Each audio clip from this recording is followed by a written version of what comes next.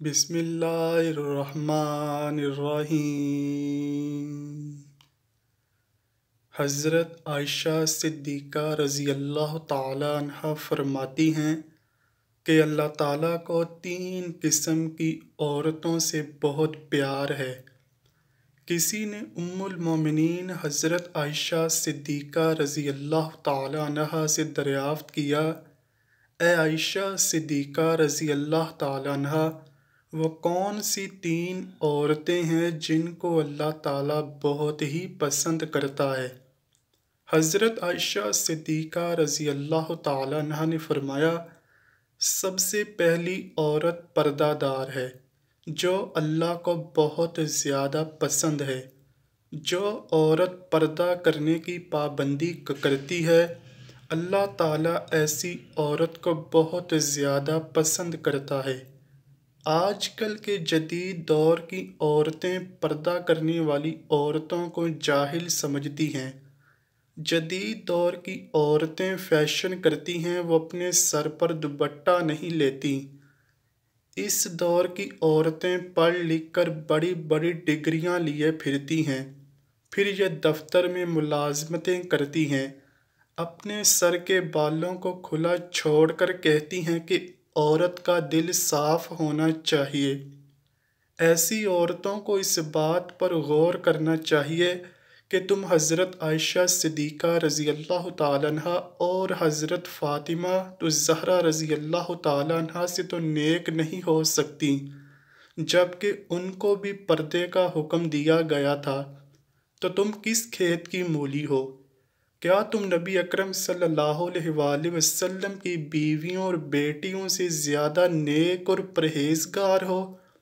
A fashion کرنے والی عورتوں، تم نے پڑھ لکھ کر بڑی بڑی ڈگریاں تو حاصل کر لیں، پر تم اپنے والدین، بہن بھائیوں کی عزت کو بھول گئی ہو، اللہ کے حکم کے مطابق زندگی بسر کرنے سے انکاری ہو۔ جو عورتیں پردہ نہیں کرتیں، اپنے بالوں کو کھلا چھوڑ کر فیشن کے چکر میں اپنے آپ کو گمراہی میں ڈال رہی ہیں، وہ اپنی خوبصورتی کو دیکھ کر غرور و تکبر میں آ جاتی ہیں۔ ان کو چاہیے کہ وہ قبرستان میں جا کر دیکھیں کہ کتنے حسین و جمیل چہرے سپرد خاک ہو چکے ہیں۔ قبرستان میں دفن کیے ہوئے حسین و جمیل چہروں سے بے پردہ عورت کو سبق حاصل کرنا چاہیے اور اپنے آپ کو پردہ کرنے کا پابند بنانا چاہیے۔ جب کسی کے گھر میں کوئی فوتگی ہو جائے تو وہاں عورتیں پردہ کرنا تو بھول ہی جاتی ہیں۔ ان عورتوں کو اس غمگین موقع پر بھی پردے کا دامن نہیں چھوڑنا چاہیے۔ صحابہ کرام کے گھر کسی مرد یا عورت کی فوتگی ہو جاتی تو تب بھی پردے کا خاص خیال رکھا جاتا، اور جب نماز کا وقت ہوتا تو میت کو تنہا چھوڑ کر تب بھی نماز ادا کی جاتی۔ ایک مومن عورت کا واقعہ اس طرح بیان کیا جاتا ہے کہ اس کا ایک بیٹا تھا جس کو وہ دل و جان سے پیار کرتی تھی۔ وہ جہاد کے لیے نکلا اور شہید ہو گیا۔ وہ عورت رسول اکرم صلی اللہ علیہ وآلہ وسلم کی بارگاہ میں اس طرح حاضر ہوئی کہ اس کے سر اور ہاتھ کپڑے سے ڈھکے ہوئے تھے۔ اس عورت نے اس حالت میں بھی پردے کو برقرار رکھا۔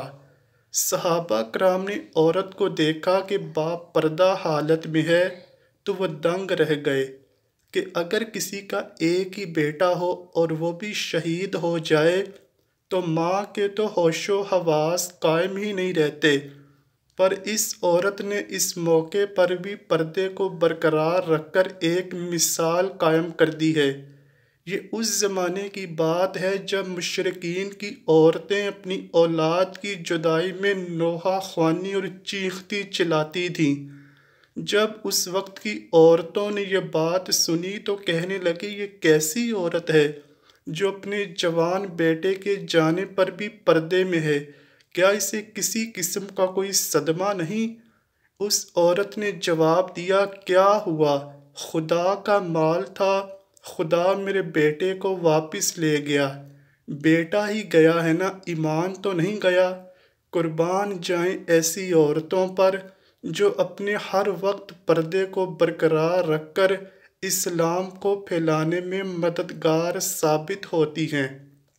نمبر 2، حضرت عائشہ صدیقہ رضی اللہ تعالیٰ عنہ فرماتی ہیں کہ وہ عورت جو اپنا تن من دھن اپنے مرد کی محبت میں پیش کرتی ہے، جب اس عورت کی شادی ہوتی ہے تو وہ اللہ تعالیٰ اور حضور اکرم صلی اللہ علیہ وآلہ وسلم کی خوشنودی حاصل کرنے کے لیے وہ کسی بھی مرد کو اپنا آپ سونپ دیتی ہے جس کو وہ جانتی تک بھی نہیں ہوتی۔ وہ اپنا گھر بار رشتہ دار چھوڑ کر اپنے خاوند کے ساتھ چلی جاتی ہے۔ اس بیوی کو یہ علم ہی نہیں ہوتا کہ جس مرد کے ساتھ وہ جا رہی ہے وہ کس طرح کا ہوگا، اس کا مزاج کیسا ہوگا، وہ گرم طبیعت کا مالک تو نہیں ہوگا یا پھر نرم طبیعت سے پیش آئے گا۔ وہ اللہ کریم اور رسول اکرم صلی اللہ علیہ وآلہ وسلم کی خوشنودی کے لیے مرد پر اپنا سب کچھ قربان کر دیتی ہے۔ اس مرد کے لیے بچوں کو پیدا کرتی ہے، پھر ان کی پرورش کر کے دن رات ایک کرتی ہے اور اپنے آپ کو بھول کر بچوں کی خاطر دن رات محنت و مشقت کرتی ہے، بچے کو خشک بستر پر لٹاتی ہے اور خود گیلی جگہ پر سو جاتی ہے۔ اس کی خواہش یہی ہوتی ہے کہ میرا بچہ بڑا ہو کر اچھی تربیت کا مالک بنے، ہر کوئی میرے بچے کو اچھے الفاظ میں یاد کرے، ہر کوئی میرے بچے کو دیکھ کر کہے کہ اس کی ماں نے اس کی تربیت اچھی کی ہے۔ جب اللہ تعالیٰ عورت کو اولاد عطا کرتا ہے تو وہ دن رات اپنے بچوں کی تربیت میں گزار دیتی ہے۔ کچھ مرد عورتوں کو یہ بات کہتے ہیں کہ عورت تو مرد کی جوتی ہوتی ہے، مرد کا جب دل کرے وہ اپنی جوتی کو تبدیل کر سکتا ہے، یعنی کہ اس عورت کو چھوڑ کر دوسری شادی کر سکتا ہے۔ ایک نیک بزرگ کی محفل میں کافی لوگ بیٹھے ہوئے تھے، ان میں ایک مرد نے کہا کہ عورت مرد کی جوتی ہوتی ہے، اس مرد کو جب کوئی اور اچھی جوتی پسند آ جائے تو وہ اپنی جوتی کبھی بھی تبدیل کر سکتا ہے۔ مجمع میں بیٹھے ہوئے لوگوں نے اس نیک اور پرہیزگار سے پوچھا، اے بابا جی، یہ شخص کیا صحیح کہہ رہا ہے؟ اس نیک بندے نے جواب دیا، یہ شخص اپنی سوچ کے مطابق صحیح کہہ رہا ہے کہ عورت مرد کے پیروں کی جوتی ہے۔ یاد رکھنا، عورت اس مرد کے پیروں کی جوتی ہوتی ہے جو مرد اپنے آپ کو پاؤں تصور کرتا ہے۔ کچھ شوہر اپنی بیوی کو سر کا تاج بھی تصور کرتے ہیں کیونکہ وہ شوہر اپنے آپ کو بادشاہ بناتے ہیں۔ عورت وہی کچھ ہوتی ہے جو مرد اپنے آپ کو تصور کرتا ہے۔ جب ایک بیوی اپنی ساری خواہشات کو اپنے مرد پر قربان کرتی ہے اور اپنے شوہر کو اولاد دیتی ہے اور اس دوران بیوی کے چہرے پر جھریاں پڑ جاتی ہیں تو کئی مرد یہ بات سوچتے ہیں کہ میری بیوی اب حسین و جمیل نہیں رہی، وہ اپنی بیوی کو چھوڑ کر دوسری عورتوں کی طرف مائل ہونا شروع ہو جاتا ہے، وہ اپنی خوشحال زندگی کو عذاب بنا دیتا ہے، اپنی سونے جیسی بیوی کو دردناک زندگی گزارنے پر مجبور کرتا ہے۔